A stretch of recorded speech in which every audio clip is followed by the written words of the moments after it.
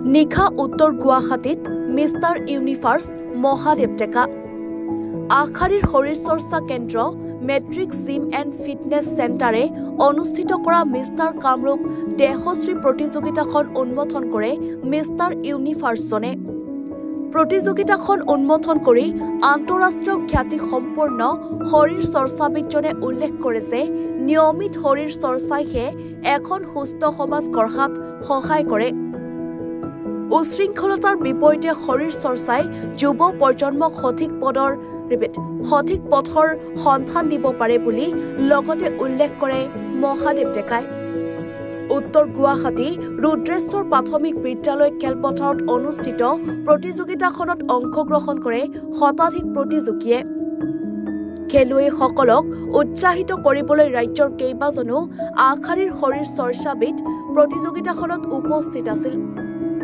ক্ৰীড়াপ্ৰেমীৰ তমুল উৎসাহ উদ্দীপনাৰ মাজত নিশা সামৰণি পৰা প্ৰতিযোগিতাখনত মিষ্টাৰ কামৰূপ খিতাপ অৰ্জন কৰে গুৱাহাটী বেলতলাৰ তৃণময় স্বৰ্গীয়াৰীয়ে আৰু মিষ্টাৰ কামৰূপ মেন্স ফিটনেছ খিতাপ অৰ্জন কৰে উত্তৰ গুৱাহাটীৰ উত্তম কুমাৰ দাসে এনেকুৱা ধৰণৰ খেল হোৱা মানে কি আচলতে যিমানে জিম হয় সিমানে গম পাব যে এই সোসাইটিটো পবিত্ৰ হৈছে আৰু ষ্ট্ৰং হৈ গৈছে গতিকে এইটো এটা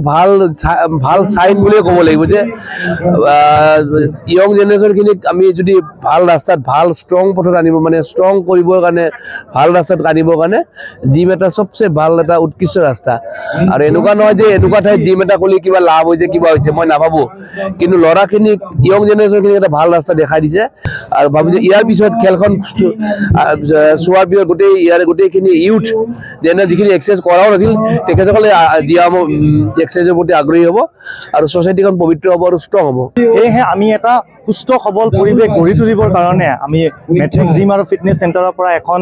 আমি মিষ্টাৰ কামৰূপ অনুষ্ঠিত কৰিছোঁ আৰু ইয়াতে যথেষ্ট আমাৰ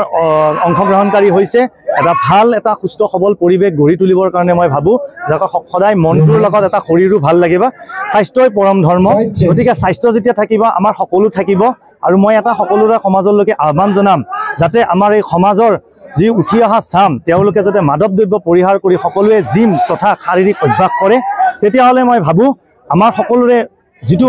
মনোবল সকলোৰে বাঢ়ি যাব এখন সুস্থ সবল আমাৰ যদি এখন ভাৰতবৰ্ষৰ সকলো নাগৰিক হ'ব লাগে তেতিয়াহ'লে আমি সকলোৱে দৈনন্দিনভাৱে আমি শাৰীৰিক পৰিশ্ৰম কৰিব লাগে বুলি মই ভাবোঁ উত্তৰ গুৱাহাটীৰ পৰা খৰ্গেশ্বৰ নাথৰ ৰিপৰ্ট এনিভাৰো 24 অভিনয় কৰাৰ হেঁপাহ আপুনিও পঢ়ি ৰাখিছে নেকি আপোনাৰ অভিনয় কৰাৰ অভিজ্ঞতা নাই কোনো কথা নাই